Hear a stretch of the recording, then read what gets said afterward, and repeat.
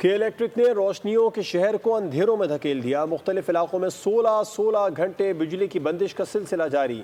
پانی کی بھی قلت پیدا ہو گئی۔ شدید گرمی میں بدترین لوڈ شیڈنگ سے شہری دوہری اذیت میں مبتلا ہیں۔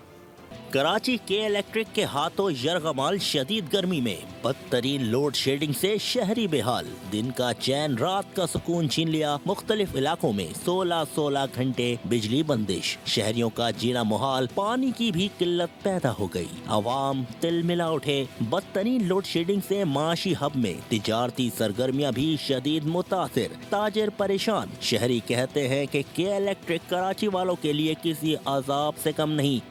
آدھا گھنٹہ اول تو باہر آتے نہیں، ایسے کوئی نہیں چل رہی ہوتی، یہ حرام کر کے رکھ دیے۔ اتنے پریشان کر دیا ہے کہ دل چاہتا ہے پھر لوگ بل بھرنا چھوڑ دیں گے، روڈوں پہ نکلیں گے۔ شہر قائد کو اندھیروں سے نجات دلائی جائے، بجلی کی فراہمی یقینی بنائی جائے۔